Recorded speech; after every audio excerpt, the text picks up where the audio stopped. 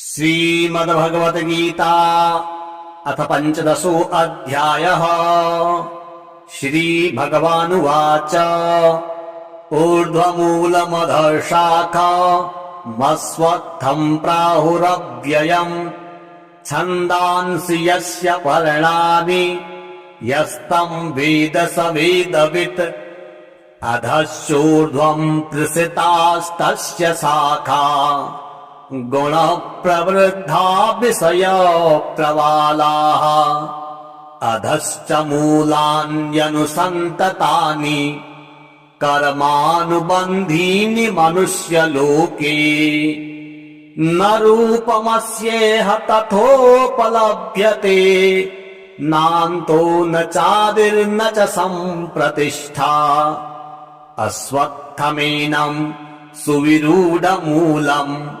असङ्गशस्त्रेण दृढेन धित्वा ततः परम् तत्परिमार्गितव्यम् यस्मिन् गता न निवर्तन्ति भूयः तमेव चाद्यम् पुरुषम् प्रपद्ये यतः प्रवृत्तिः प्रसृता पुराणी निर्मानमोहा जितसङ्गदोषा आध्यात्मनित्या विनिवृत्तकामाः द्वन्द्वैर्विमुक्ताः सुखदुःखसङ्गैर्गच्छन्त्यमूढाः पदमव्ययम् तत् न तत् भासयते सूर्यो न शाङ्को न पावकः यत् गत्वा न निवर्तन्ते तद्धाम परमम् मम ममैवांशो जीवलोके जीवभूतः सनातनः मनः षष्ठानीन्द्रियाणि प्रकृतिस्थानि कर्षति शरीरं यद् वाप्नोति यच्चाप्युत्क्रामतीश्वरः गृहीत्वैतानि संयाति वायुर्गन्धान् निवासयात् श्रोत्रम् चक्षुस्पर्शनम् च रसनम् घ्राणमेव च अधिष्ठायम् मनश्चायम् विषयानुपसेवते उत्क्रामन्तम् स्थितम् वापि भुञ्जानम् वा गुणान्वितम् विमूढा नानुपश्यन्ति पश्यन्ति ज्ञानचक्षुषः यदादित्यगतम् तेजो जगद्भासयतेऽखिलम् यच्चन्द्रमसि यच्चाग्नौ तत्तेजो वृद्धिमामकम् गामाविश्य च भूतानि धारयाम्यहमोजसा पुष्पाणि मौखधीः सर्वाः सोमो भूत्वा रसात्मकः अहम् वैश्वानरो भूत्वा प्राणिनाम् देहमाश्रितः प्राणापान समायुक्तः पचामन्यम् चतुर्विधम् सर्वस्य चाहम् हृदि सन्निविष्टो मत्तः स्मृतिर्ज्ञानमपोहनम् च वेदैश्च सर्वैरहमेव वेद्यो वेदान्तकृद्वेद्यविदेव चाहम् द्वाविमो पुरुषो लोके क्षरक्षाक्षर एव च क्षरः सर्वाणि भूतानि कूटस्थोऽक्षर उच्यते उत्तमः पुरुषस्त्वन्यः परमात्मेत्युदाहृतः यो लोकत्रयमाविश्य बिभर्तव्य ईश्वरः यस्माक्षरमतीतोऽहम् क्षरादपि चोत्तमः अतोऽस्मि लोके वेदे च प्रथितः पुरुषोत्तमः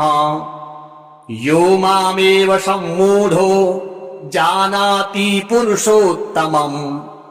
स सर्वविद् भजति माम् सर्वभावेन भारत इति गुह्यतमम् शास्त्रम् इदम् उक्तम् मया नघ एतद् बुद्ध्वा बुद्धिमानस्त्यात् कृतकृतश्च भारतः।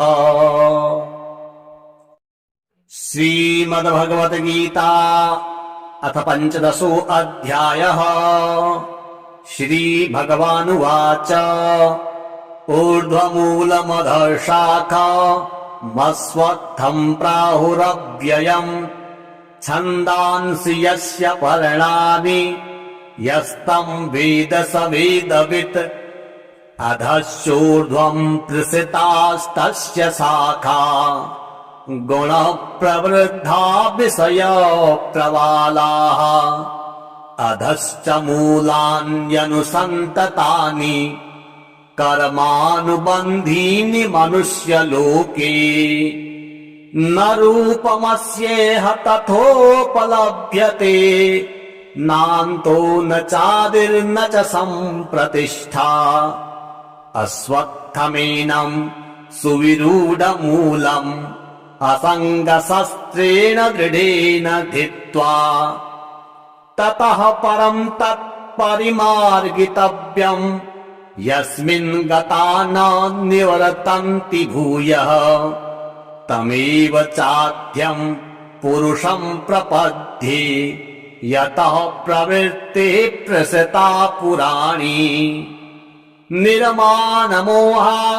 जितसङ्गदोषा आध्यात्मनित्या विनिवृत्तकामाः द्वन्द्वैर्विमुक्ताः सुखदुःखसङ्गैर्गच्छन्त्यमूढाः पदमव्ययम् तत् न तद्भासयते सूर्यो न शाङ्को न पावकः यद्गत्वा न निवर्तन्ते तद्धाम परमम् मम ममैवांशो जीवलोके जीवभूतः सनातनः मनः षष्ठानीन्द्रियाणि प्रकृतिस्थानि कर्षति शरीरम् यद् वाप्नोति यच्चाप्युत्क्रामतीश्वरः गृहीत्वैतानि संयाति वायुर्गन्धान् निवासयात् श्रोत्रम् चक्षुस्पर्शनम् च रसनम् घ्राणमेव च अधिष्ठायम् मनश्चायम् विषयानुपसेवते उत्क्रामन्तम् स्थितम् वापि भुञ्जानम् वा गुणान्वितम् विमूढा नानुपश्यन्ति पश्यन्ति ज्ञानचक्षुषः यदादित्यगतम् तेजो जगद्भासयतेऽखिलम् यच्चन्द्रमसि यच्चाग्नो तत्तेजो वृद्धिमामकम् गामाविश्य च भूतानि धारयाम्यहमोजसा पुष्पाणि मौखधीः सर्वाः सोमो भूत्वा रसात्मकः अहम् वैश्वानरो भूत्वा प्राणिनाम् देहमाश्रितः प्राणापान समायुक्तः पचामन्यम् चतुर्विधम् सर्वस्य चाहम् हृदि सन्निविष्टो मत्तः स्मृतिर्ज्ञानमपोहनम् च वेदैश्च सर्वैरहमेव वेद्यो वेदान्तकृद्वेद्यविदेव चाहम् द्वाविमो पुरुषो लोके क्षरक्षाक्षर एव च क्षरः सर्वाणि भूतानि कूटस्थोऽक्षर उच्यते उत्तमः पुरुषस्त्वन्यः परमात्मेत्युदाहृतः यो लोकत्रयमाविश्य बिभर्तव्य ईश्वरः यस्माक्षरमतीतोऽहम् क्षरादपि चोत्तमः अतोऽस्मि लोके वेदे च प्रथितः पुरुषोत्तमः यो मामेव सम्मूढो जानाति पुरुषोत्तमम् स सर्वविद् भजति माम् सर्वभावेन भारत इति गुह्यतमम् शास्त्रम् इदम् उक्तम् मया नघ एतद् बुद्ध्वा बुद्धिमानस्त्यात् कृतकृतस्य भारतः। श्रीभगवानुवाच ऊर्ध्वमूलमधःशाखा मस्वत्थम् प्राहुरव्ययम् छन्दांसि यस्य पर्णानि यस्तम् वेद स वेदवित् अधश्चोर्ध्वम् प्रसृतास्तस्य शाखा गुणप्रवृद्धा विषयप्रवालाः अधश्च मूलान्यनुसन्ततानि कर्मानुबन्धीनि मनुष्यलोके न रूपमस्येह तथोपलभ्यते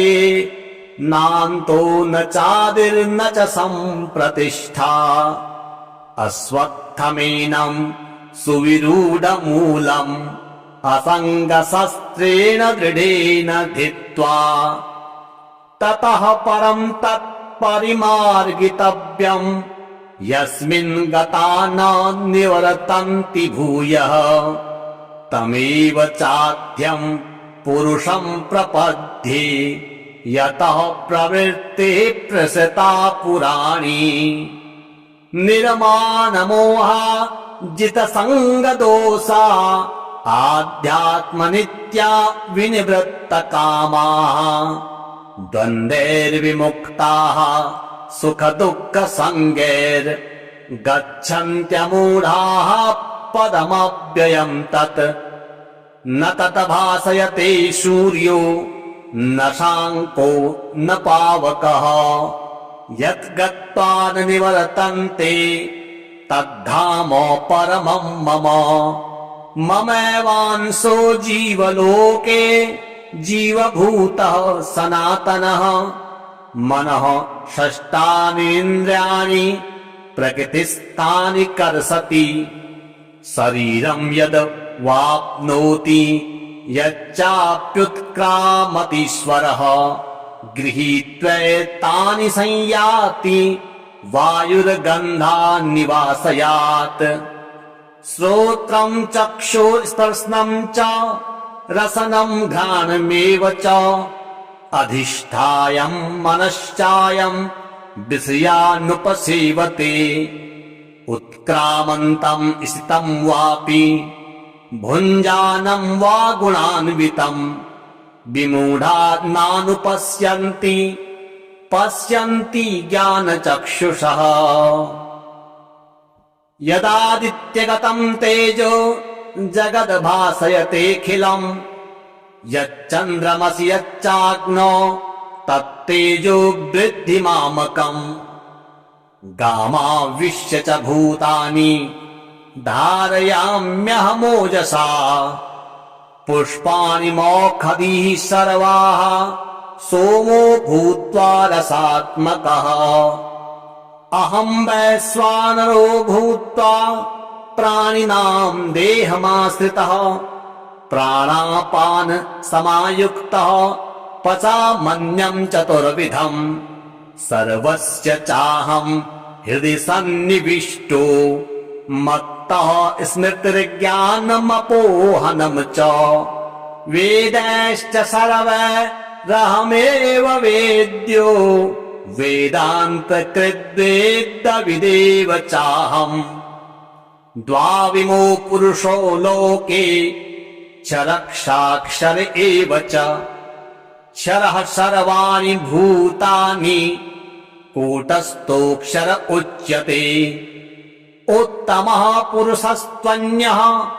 परमात्मेत्युदाहृतः यो लोकत्रयमाविश्य बिभर्तव्य ईश्वरः यस्माक्षरमतीतोऽहम् क्षरादपि चोत्तमः अतोऽस्मि लोके वेदे च प्रथितः पुरुषोत्तमः यो मामेव सम्मूढो जानाति पुरुषोत्तमम् स सर्वविद् भजति माम् सर्वभावेन भारत इति गुह्यतमम् शास्त्रम् इदम् उक्तम् मया नघ एतद् बुद्ध्वा बुद्धिमानस्त्यात् कृतकृतस्य भारतः। श्रीभगवानुवाच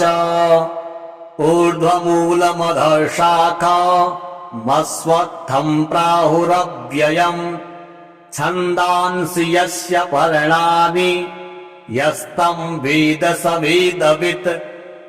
अधश्चोर्ध्वम् प्रसृतास्तस्य शाखा गुणप्रवृद्धा विषयप्रवालाः अधश्च मूलान्यनुसन्ततानि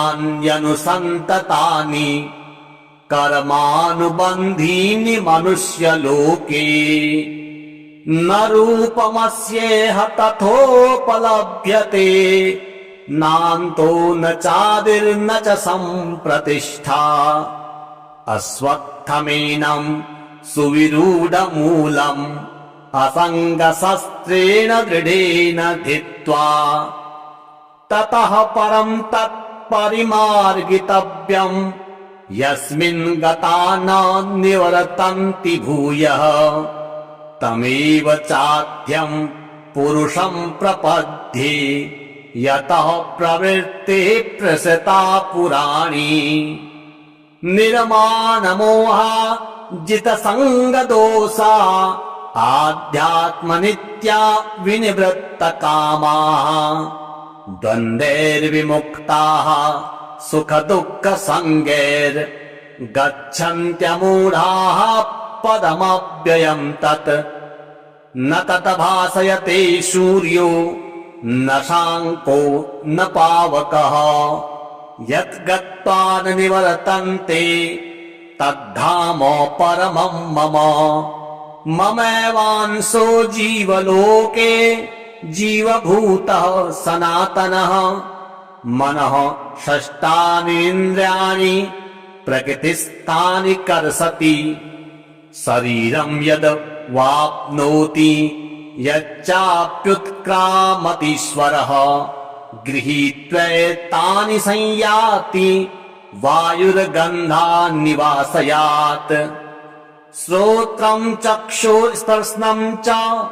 रसनम् घ्राणमेव च अधिष्ठायम् मनश्चायम्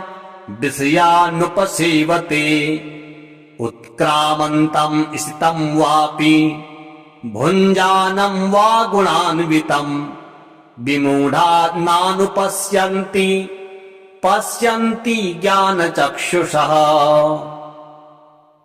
यदादित्यगतम् तेजो जगद्भासयतेऽखिलम् यच्चन्द्रमसि यच्चाग्नौ तत्तेजो वृद्धिमामकम् गामाविश्य च भूतानि धारयाम्यहमोजसा पुष्पाणि मौखधीः सर्वाः सोमो भूत्वा रसात्मकः अहम् वैश्वानरो भूत्वा प्राणिनाम् देहमाश्रितः प्राणापान समायुक्तः पचामन्यम् चतुर्विधम् सर्वस्य चाहम् हृदि सन्निविष्टो मत्तः स्मृतिर्ज्ञानमपोहनम् च वेदैश्च सर्वैरहमेव वेद्यो वेदान्तकृद्वेदविदेव चाहम् द्वाविमो पुरुषो लोके क्षरक्षाक्षर एव च क्षरः सर्वाणि भूतानि कूटस्थोऽक्षर उच्यते उत्तमः पुरुषस्त्वन्यः परमात्मेत्युदाहृतः यो लोकत्रयमाविश्य बिभर्तव्य ईश्वरः यस्माक्षरमतीतोऽहम् क्षरादपि चोत्तमः अतोऽस्मि लोके वेदे च प्रथितः पुरुषोत्तमः यो मामेव सम्मूढो जानाति पुरुषोत्तमम् स सर्वविद् भजति माम् सर्वभावेन भारत इति गुह्यतमम् शास्त्रम् इदम् उक्तम् मया नघ एतद्बुद्ध्वा बुद्धिमानस्त्यात् कृतकृतश्च भारतः। श्रीभगवानुवाच ऊर्ध्वमूलमधःशाखा मस्वत्थम् प्राहुरव्ययम् छन्दांसि यस्य पर्णानि यस्तम् वेद स वेदवित् अधश्चोर्ध्वम् प्रसृतास्तस्य शाखा गुणप्रवृद्धा विषयप्रवालाः अधश्च मूलान्यनुसन्ततानि कर्मानुबन्धीनि मनुष्यलोके न रूपमस्येह तथोपलभ्यते नान्तो न चादिर्न च सम्प्रतिष्ठा अस्वत्थमेनम् सुविरूढमूलम् असङ्गशस्त्रेण दृढेन धित्वा ततः परम् तत्परिमार्गितव्यम् यस्मिन् गता न निवर्तन्ति भूयः तमेव चाद्यम् पुरुषम् प्रपद्ये यतः प्रवृत्तिः प्रसृता पुराणी निर्माणमोहा जितसङ्गदोषा आध्यात्मनित्या विनिवृत्तकामाः द्वन्द्वैर्विमुक्ताः सुखदुःखसङ्गैर्गच्छन्त्यमूढाः पदमव्ययम् तत् न तत् भासयते सूर्यो न शाङ्को न पावकः यत् गत्वा न निवर्तन्ते तद्धाम परमम् मम ममैवांशो जीवलोके जीवभूतः सनातनः मनः षष्ठानीन्द्रियाणि प्रकृतिस्थानि कर्षति शरीरम् यद् वाप्नोति यच्चाप्युत्क्रामतीश्वरः गृहीत्वैतानि संयाति वायुर्गन्धान् निवासयात् श्रोत्रम् चक्षुस्पर्शनम् च रसनम् घ्राणमेव च अधिष्ठायम् मनश्चायम् विषयानुपसेवते उत्क्रामन्तम् स्थितम् वापि भुञ्जानम् वा गुणान्वितम् विमूढा नानुपश्यन्ति पश्यन्ति ज्ञानचक्षुषः यदादित्यगतम् तेजो जगद्भासयतेऽखिलम् यच्चन्द्रमसि यच्चाग्नौ तत्तेजो वृद्धिमामकम् गामाविश्य च भूतानि धारयाम्यहमोजसा पुष्पाणि मोक्षधीः सर्वाः सोमो भूत्वा रसात्मकः अहम् वैश्वानरो भूत्वा प्राणिनाम् देहमाश्रितः प्राणापान समायुक्तः पचामन्यम् चतुर्विधम् सर्वस्य चाहम् हृदि सन्निविष्टो मत्तः स्मृतिर्ज्ञानमपोहनम् च वेदैश्च सर्वैरहमेव वेद्यो वेदान्तकृद्वेदविदेव चाहम् द्वाविमो पुरुषो लोके क्षरक्षाक्षर एव च क्षरः सर्वाणि भूतानि कूटस्थोऽक्षर उच्यते उत्तमः पुरुषस्त्वन्यः परमात्मेत्युदाहृतः यो लोकत्रयमाविश्य बिभर्तव्य ईश्वरः यस्माक्षरमतीतोऽहम् क्षरादपि चोत्तमः अतोऽस्मि लोके वेदे च प्रथितः पुरुषोत्तमः यो मामेव सम्मूढो जानाति पुरुषोत्तमम् स सर्वविद् भजति माम् सर्वभावेन भारत इति गुह्यतमम् शास्त्रम् इदम् उक्तम् मया नघ एतद् बुद्ध्वा बुद्धिमानस्त्यात् कृतकृतश्च भारतः। श्रीभगवानुवाच ऊर्ध्वमूलमधःशाखा मस्वत्थम् प्राहुरव्ययम् छन्दांसि यस्य पर्णानि यस्तम् वेद स वेदवित् अधश्चोर्ध्वम् प्रसृतास्तस्य शाखा गुणप्रवृद्धा विषयप्रवालाः अधश्च मूलान्यनुसन्ततानि कर्मानुबन्धीनि मनुष्यलोके न रूपमस्येह तथोपलभ्यते नान्तो न चादिर्न च सम्प्रतिष्ठा अस्वत्थमेनम् सुविरूढमूलम् असङ्गशस्त्रेण दृढेन धित्वा ततः परम् तत्परिमार्गितव्यम् यस्मिन् गता न निवर्तन्ति भूयः तमेव चाद्यम् पुरुषम् प्रपद्ये यतः प्रवृत्तिः प्रसृता पुराणी निर्माणमोहा जितसङ्गदोषा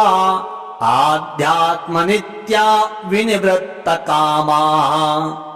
द्वन्द्वैर्विमुक्ताः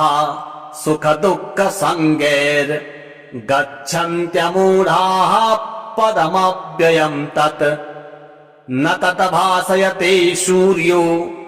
न शाङ्को न पावकः यत् गत्वा न निवर्तन्ते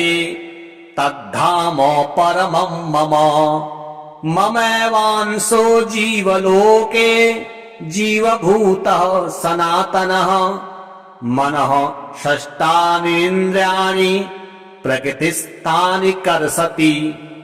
शरीरं यद् वाप्नोति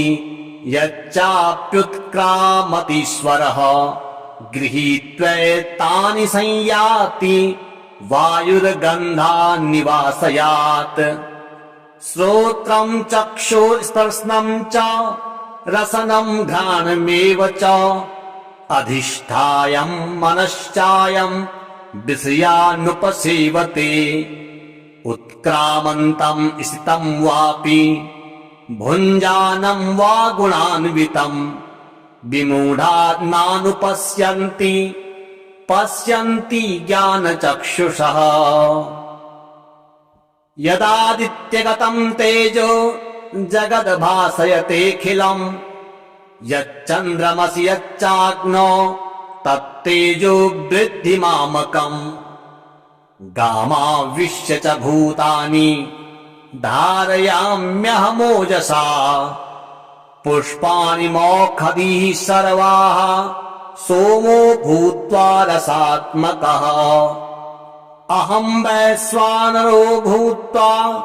प्राणिनां देहमाश्रितः प्राणापान समायुक्तः पचामन्यं चतुर्विधम् सर्वस्य चाहं हृदि सन्निविष्टो मत्तः स्मृतिर्ज्ञानमपोहनं च वेदैश्च सर्वैरहमेव वेद्यो वेदान्तकृद्वेदविदेव चाहम् द्वाविमो पुरुषो लोके क्षरक्षाक्षर एव च क्षरः सर्वाणि भूतानि कूटस्थोऽक्षर उच्यते उत्तमः पुरुषस्त्वन्यः परमात्मेत्युदाहृतः यो लोकत्रयमाविश्य बिभर्तव्य ईश्वरः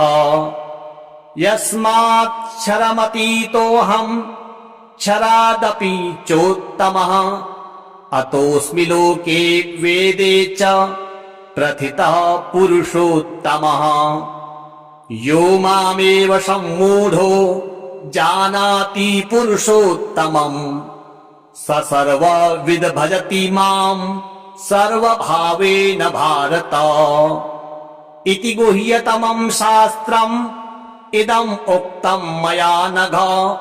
एतद्बुद्ध्वा बुद्धिमानस्त्यात् कृतकृतश्च भारतः। श्रीभगवानुवाच ऊर्ध्वमूलमधःशाखा मस्वत्थम् प्राहुरव्ययम् छन्दांसि यस्य पर्णानि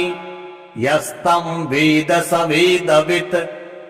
अधश्चोर्ध्वम् प्रसृतास्तस्य शाखा गुणप्रवृद्धा विषयप्रवालाः अधश्च मूलान्यनुसन्ततानि कर्मानुबन्धीनि मनुष्यलोके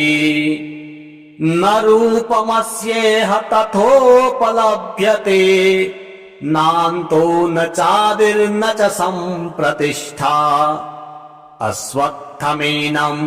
सुविरूढमूलम् असङ्गशस्त्रेण दृढेन धित्वा ततः परम् तत्परिमार्गितव्यम् यस्मिन् गता न निवर्तन्ति भूयः तमेव चाद्यम् पुरुषम् प्रपद्ये यतः प्रवृत्तिः प्रसृता पुराणी निर्मानमोहा जितसङ्गदोषा आध्यात्मनित्या विनिवृत्तकामाः द्वन्द्वैर्विमुक्ताः सुखदुःखसङ्गैर्गच्छन्त्यमूढाः पदमव्ययम् तत् न तत् भासयते सूर्यो न शाङ्को न पावकः यत् गत्वा न निवर्तन्ते तद्धाम परमम् मम ममैवांशो जीवलोके जीवभूतः सनातनः मनः षष्ठानीन्द्रियाणि प्रकृतिस्थानि कर्षति शरीरं यद् वाप्नोति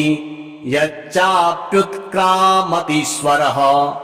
गृहीत्वैतानि संयाति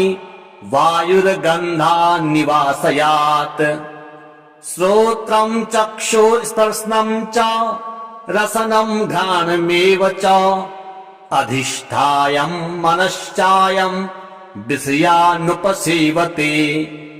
उत्क्रामन्तं स्थितं वापि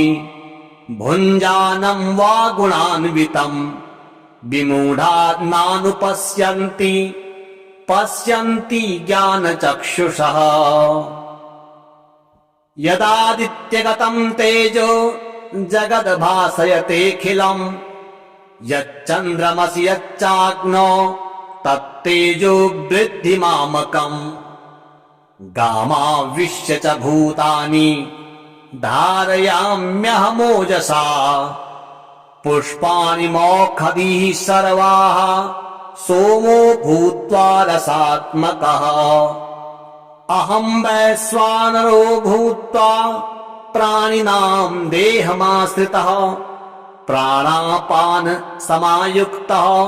पचामन्यं चतुर्विधम् सर्वस्य चाहं हृदि सन्निविष्टो मत्तः स्मृतिर्ज्ञानमपोहनं च वेदैश्च सर्वैरहमेव वेद्यो वेदान्तकृद्वेद्यविदेव चाहम् द्वाविमो पुरुषो लोके क्षरक्षाक्षर एव च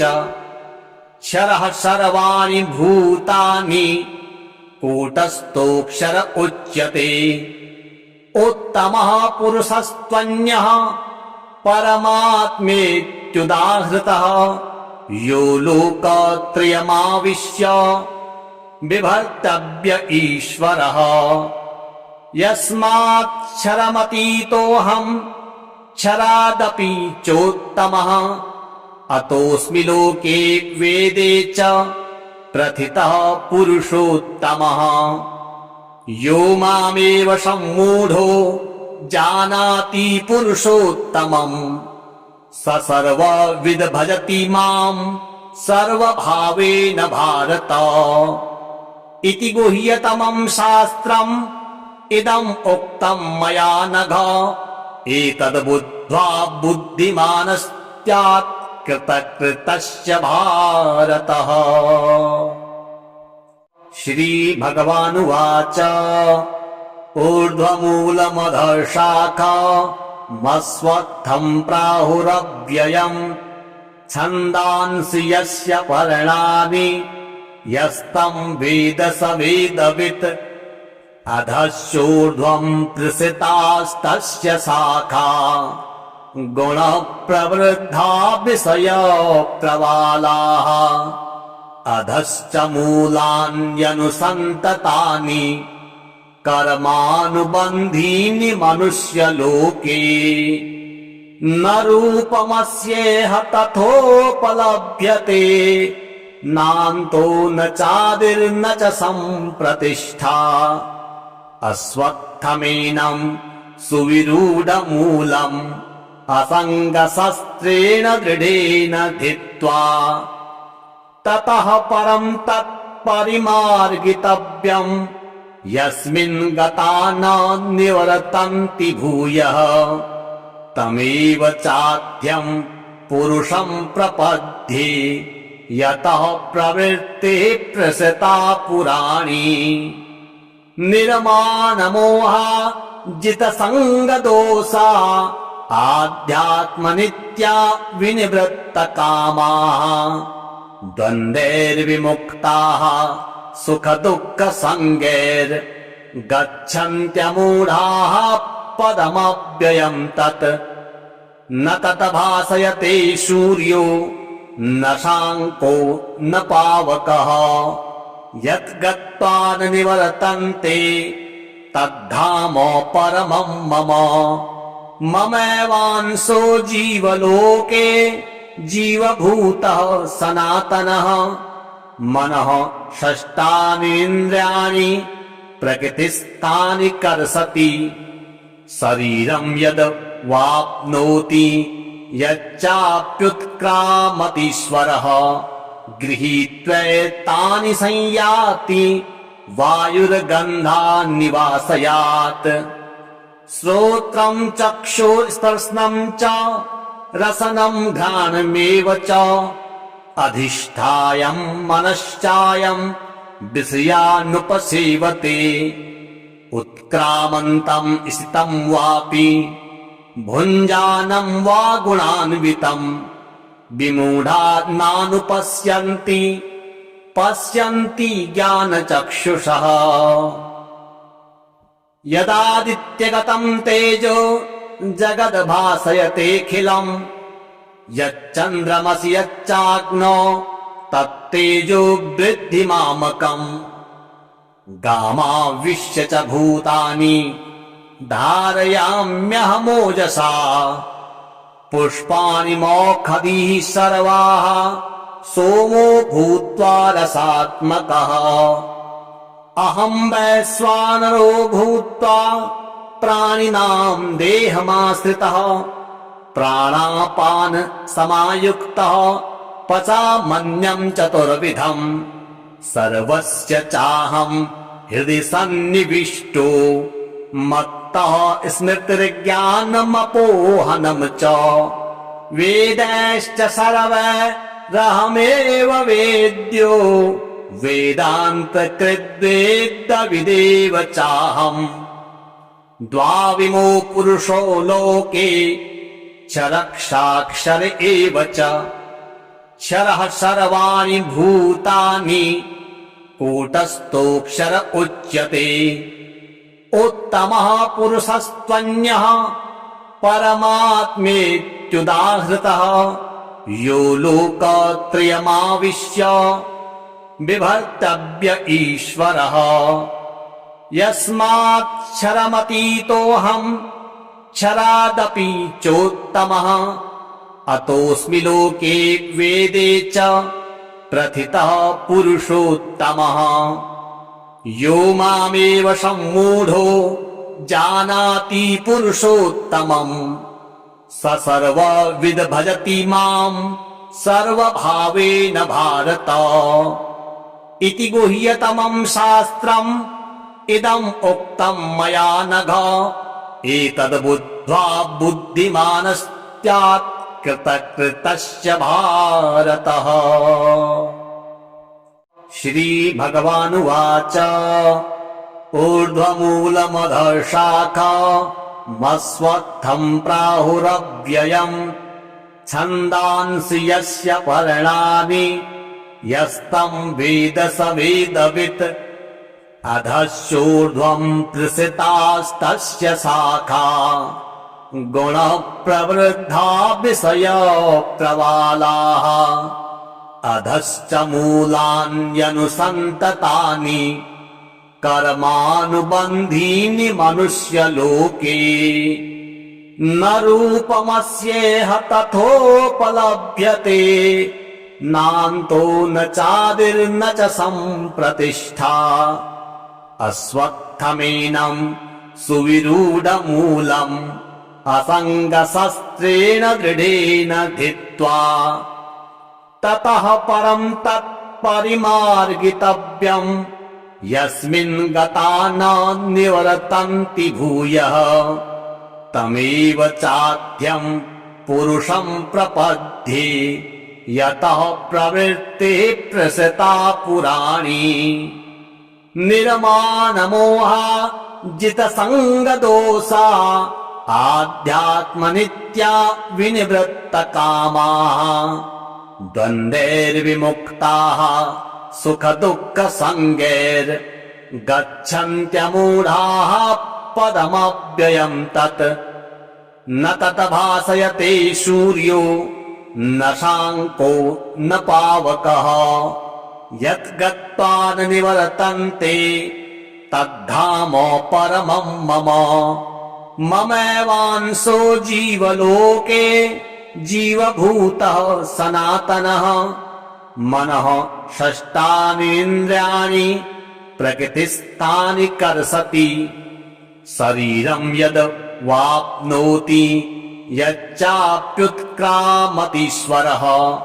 गृहीत्वैतानि संयाति वायुर्गन्धान्निवासयात् श्रोत्रम् चक्षुस्पर्शनम् च रसनम् घ्राणमेव च अधिष्ठायम् मनश्चायम् विषयानुपसेवते उत्क्रामन्तम् स्थितम् वापि भुञ्जानम् वा गुणान्वितम् विमूढा नानुपश्यन्ति पश्यन्ति ज्ञानचक्षुषः यदादित्यगतम् तेजो जगद्भासयतेऽखिलम् यच्चन्द्रमसि यच्चाग्नौ तत्तेजो वृद्धिमामकम् गामाविश्य च भूतानि धारयाम्यहमोजसा पुष्पाणि मौखधीः सर्वाः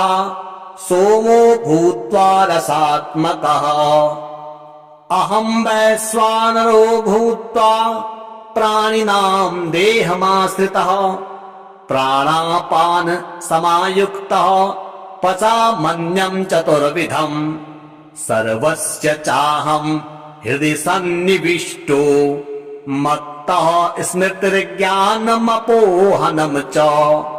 वेदैश्च सर्वैरहमेव वेद्यो वेदान्तकृद्वेदविदेव चाहम् द्वाविमो पुरुषो लोके क्षरक्षाक्षर एव च क्षरः सर्वाणि भूतानि कूटस्थोऽक्षर उच्यते उत्तमः पुरुषस्त्वन्यः परमात्मेत्युदाहृतः यो लोकत्रयमाविश्य बिभर्तव्य ईश्वरः यस्माक्षरमतीतोऽहम् क्षरादपि चोत्तमः अतोऽस्मि लोके वेदे च प्रथितः पुरुषोत्तमः यो मामेव सम्मूढो जानाति पुरुषोत्तमम् स सर्वविद् भजति माम् सर्वभावेन भारत इति गुह्यतमम् शास्त्रम् इदम् उक्तम् मया नघ एतद् बुद्ध्वा बुद्धिमानस्त्यात् कृतकृतश्च भारतः। श्रीभगवानुवाच ऊर्ध्वमूलमधःशाखा मस्वत्थम् प्राहुरव्ययम् छन्दांसि यस्य पर्णानि यस्तम् वेद स वेदवित् अधश्चोर्ध्वम् प्रसृतास्तस्य शाखा गुणप्रवृद्धा विषयप्रवालाः अधश्च मूलान्यनुसन्ततानि कर्मानुबन्धीनि मनुष्यलोके न रूपमस्येह तथोपलभ्यते नान्तो न चादिर्न च सम्प्रतिष्ठा अस्वत्थमेनम् सुविरूढमूलम् असङ्गशस्त्रेण दृढेन धित्वा ततः परम् तत्परिमार्गितव्यम् यस्मिन् गता न निवर्तन्ति भूयः तमेव चाद्यम् पुरुषम् प्रपद्ये यतः प्रवृत्ते प्रसृता पुराणी निर्मानमोहा जितसङ्गदोषा आध्यात्मनित्या विनिवृत्तकामाः द्वन्द्वैर्विमुक्ताः सुखदुःखसङ्गैर्गच्छन्त्यमूढाः पदमव्ययम् तत् न तत् भासयते सूर्यो न शाङ्को न पावकः यत् गत्वा न निवर्तन्ते तद्धाम परमम् मम ममैवांशो जीवलोके जीवभूतः सनातनः मनः षष्ठानीन्द्रियाणि प्रकृतिस्थानि कर्षति शरीरम् यद् वाप्नोति यच्चाप्युत्क्रामतीश्वरः गृहीत्वैतानि संयाति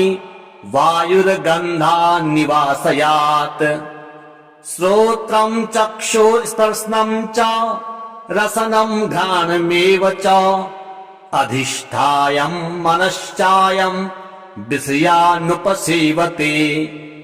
उत्क्रामन्तम् स्थितम् वापि भुञ्जानम् वा गुणान्वितम् विमूढा नानुपश्यन्ति पश्यन्ति ज्ञानचक्षुषः यदादित्यगतम् तेजो जगद्भासयतेऽखिलम् यच्चन्द्रमसि यच्चाग्नौ तत्तेजो वृद्धिमामकम् गामाविश्य च भूतानि धारयाम्यहमोजसा पुष्पाणि मौखधीः सर्वाः सोमो भूत्वा रसात्मकः अहम् वैश्वानरो भूत्वा प्राणिनाम् देहमाश्रितः प्राणापान समायुक्तः पचामन्यम् चतुर्विधम्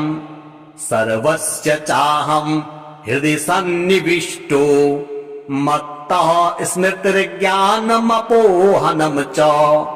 वेदैश्च सर्वैरहमेव वेद्यो वेदान्तकृद्वेदविदेव चाहम् द्वाविमो पुरुषो लोके क्षरक्षाक्षर एव च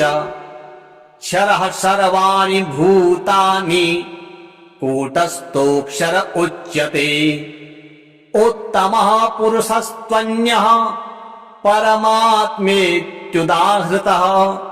यो लोकत्रयमाविश्य बिभर्तव्य ईश्वरः यस्माक्षरमतीतोऽहम् क्षरादपि चोत्तमः अतोऽस्मि लोके वेदे च प्रथितः पुरुषोत्तमः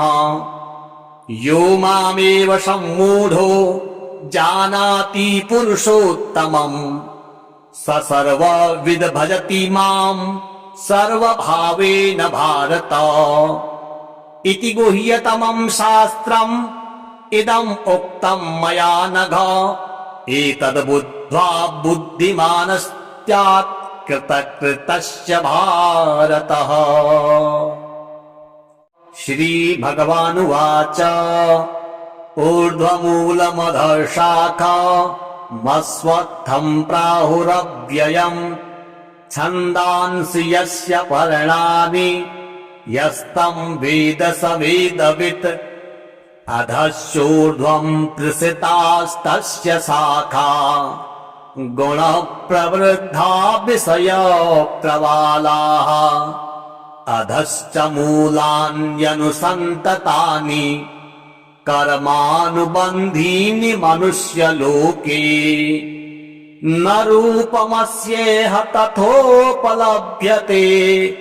नान्तो न चादिर्न च सम्प्रतिष्ठा अस्वत्थमेनम्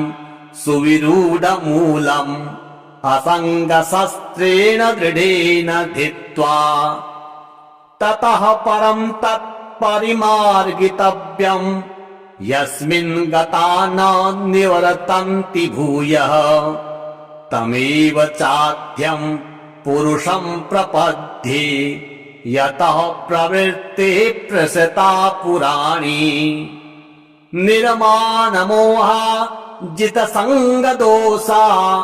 आध्यात्मनित्या विनिवृत्तकामाः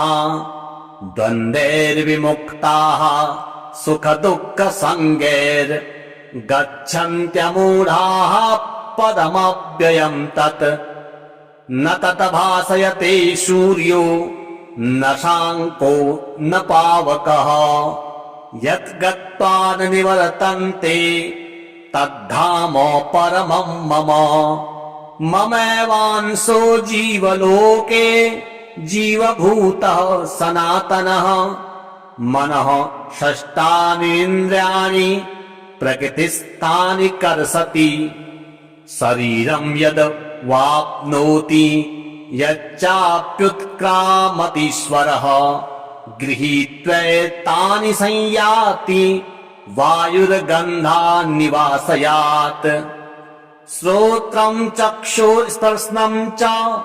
रसनम् घ्राणमेव च अधिष्ठायम् मनश्चायम् विषयानुपसेवते उत्क्रामन्तम् स्थितम् वापि भुञ्जानम् वा गुणान्वितम् विमूढा नानुपश्यन्ति पश्यन्ति ज्ञानचक्षुषः यदादित्यगतम् तेजो जगद्भासयतेऽखिलम् यच्चन्द्रमसि यच्चाग्नौ तत्तेजो वृद्धिमामकम् गामाविश्य च भूतानि धारयाम्यहमोजसा पुष्पाणि मौखधीः सर्वाः सोमो भूत्वा रसात्मकः अहम् वैश्वानरो भूत्वा प्राणिनाम् देहमाश्रितः प्राणापान समायुक्तः पचामन्यम् चतुर्विधम् सर्वस्य चाहम् हृदि सन्निविष्टो मत्तः स्मृतिर्ज्ञानमपोहनम् च वेदैश्च सर्वैरहमेव वेद्यो वेदान्तकृद्वेदविदेव चाहम् द्वाविमो पुरुषो लोके क्षरक्षाक्षर एव च क्षरः सर्वाणि भूतानि कूटस्थोऽक्षर उच्यते उत्तमः पुरुषस्त्वन्यः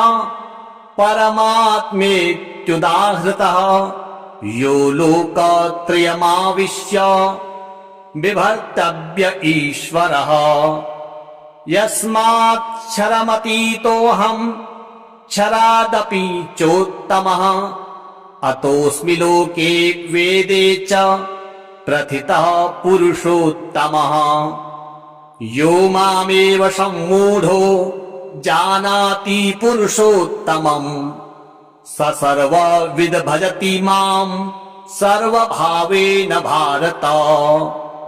इति गुह्यतमम् शास्त्रम् इदम् उक्तम् मया नघ एतद् बुद्ध्वा बुद्धिमानस्त्यात् कृतकृतश्च भारतः। श्रीभगवानुवाच ऊर्ध्वमूलमधःशाखा मस्वत्थम् प्राहुरव्ययम् छन्दांसि यस्य पर्णानि यस्तम् वेद स वेदवित् अधश्चोर्ध्वम् प्रसृतास्तस्य शाखा गुणप्रवृद्धा विषयप्रवालाः अधश्च मूलान्यनुसन्ततानि कर्मानुबन्धीनि मनुष्यलोके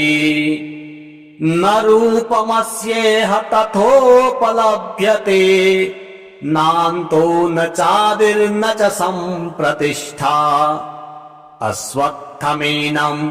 सुविरूढमूलम् असङ्गशस्त्रेण दृढेन धित्वा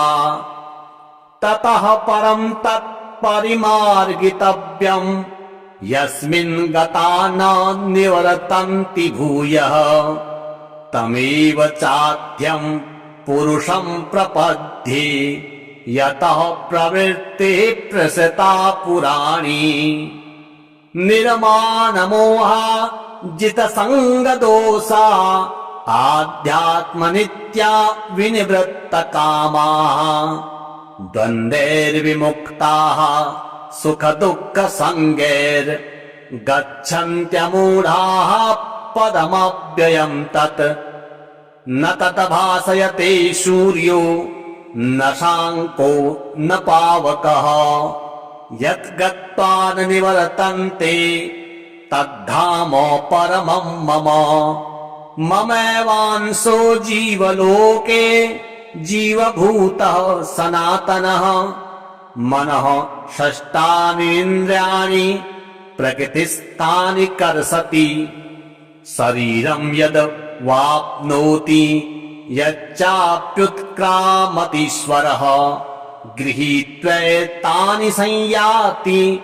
वायुर्गन्धान् निवासयात् श्रोत्रं चक्षुस्पर्शनं च रसनं घ्राणमेव च अधिष्ठायं मनश्चायं विषयानुपसेवते उत्क्रामन्तं स्थितं वापि भुञ्जानं वा गुणान्वितम् विमूढा नानुपश्यन्ति पश्यन्ति ज्ञानचक्षुषः यदादित्यगतं तेजो जगद्भासयतेऽखिलम् यच्चन्द्रमसि यच्चाग्नौ तत्तेजो वृद्धिमामकम् गामाविश्य च भूतानि धारयाम्यहमोजसा पुष्पाणि मौखधीः सर्वाः सोमो भूत्वा रसात्मकः अहं वैश्वानरो भूत्वा प्राणिनां देहमाश्रितः प्राणापान समायुक्तः पचामन्यं चतुर्विधम् सर्वस्य चाहं हृदि सन्निविष्टो मत्तः स्मृतिर्ज्ञानमपोहनं च